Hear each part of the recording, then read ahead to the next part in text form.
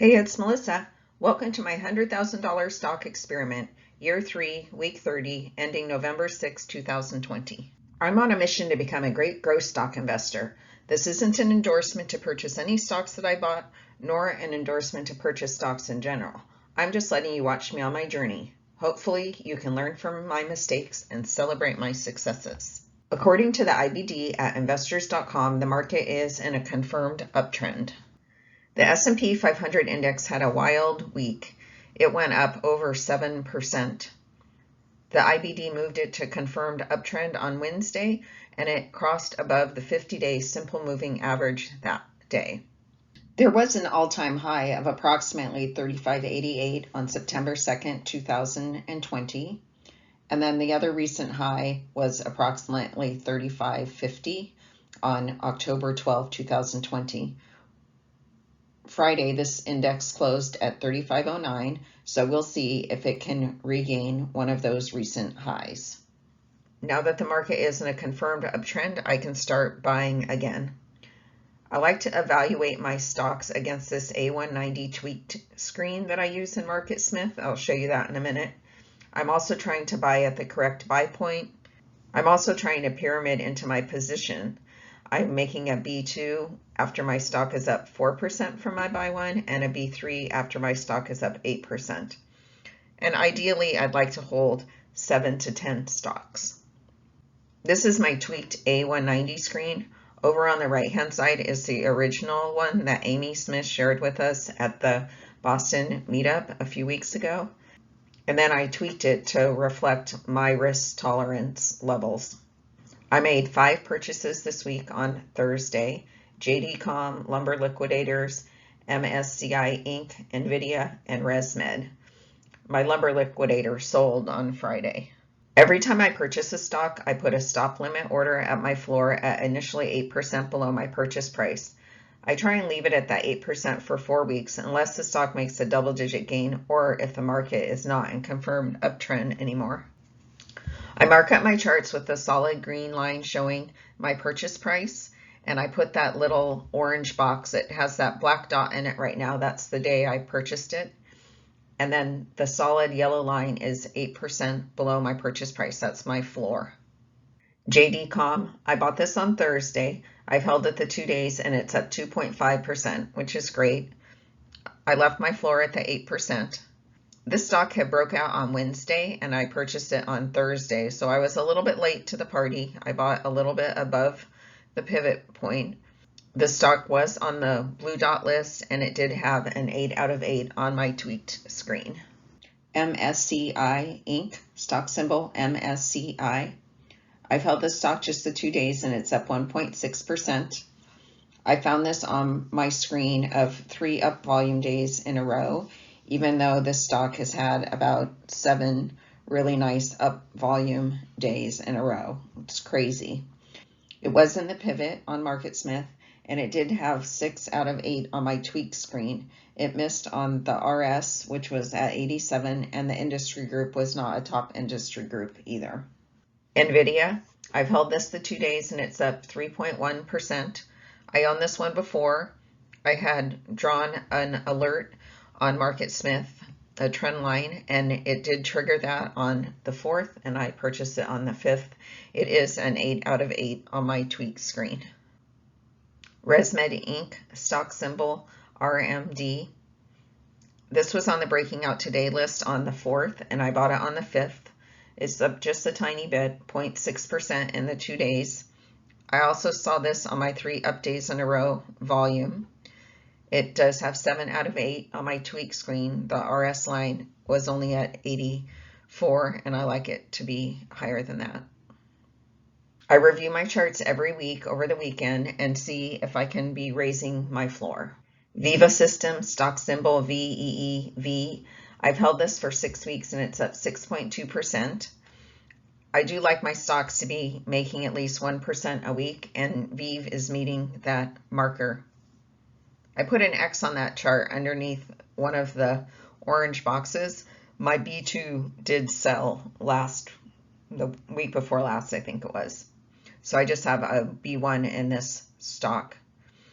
I left my floor at the 8%.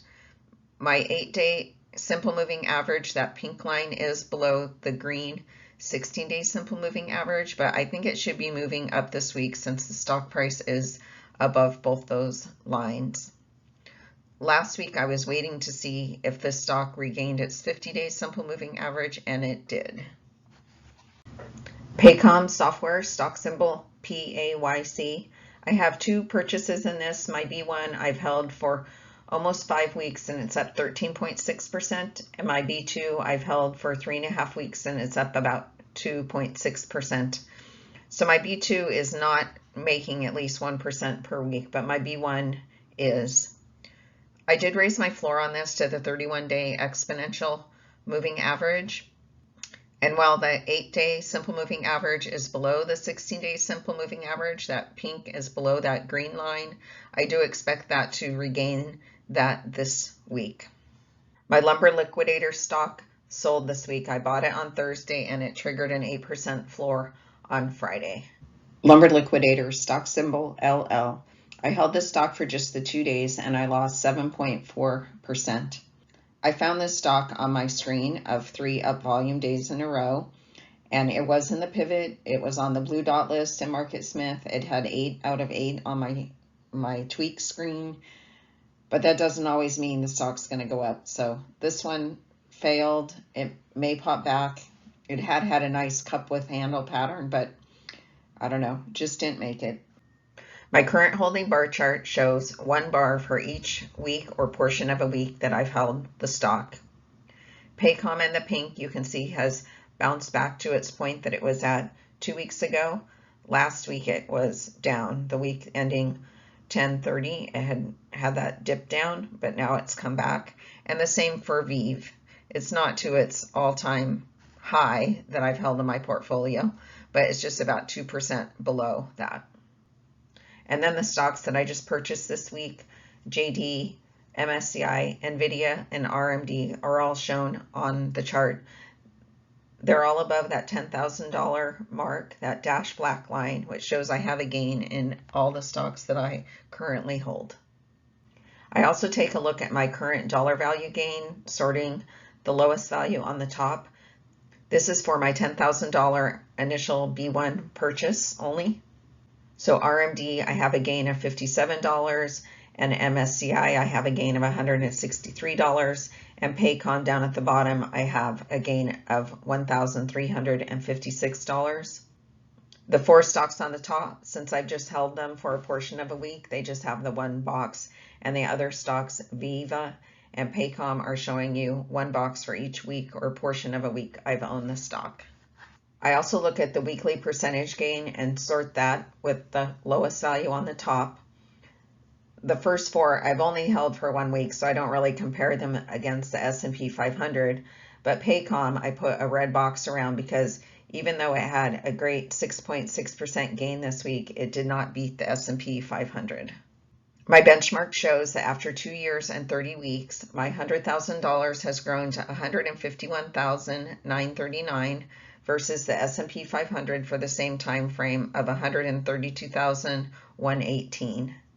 The red bar is showing you the last week of my year 2, and then the green bar is showing you the end of the first week of my year 3. So I did have a nice gain, a little over $2,000 this week in my portfolio. Not as good as the S&P 500, but still, I'll take a gain. My existing stocks went up from last week to this week, $2,127, and my new purchases from the time I purchased them until the end of the week were up a total of $35. The weekly change for the S&P 500, shown down at the bottom, circled in blue, is 7.3% for the week, and the Melissa method, I only went up 1.4% for the week. And for my year 3 experiment, the S&P 500, down circled in the yellow, is up an amazing almost 26% versus only 5% for the Melissa method. So the S&P 500 is beating me 5-fold. Not very good for me this year. The industry and sector breakdown shows that I have over half my portfolio still in cash, so I need to be looking for other stocks and adding to stocks that I currently hold. The sector I'm heaviest in is software with $28,000 across the two stocks. And then I just have around $10,000 each in chips, finance, medical, and retail. Thanks for watching. Keep an eye out for my next episode, or better yet, subscribe to my channel, The Melissa Method. Don't forget to hit the bell if you want an alert when I post a new episode.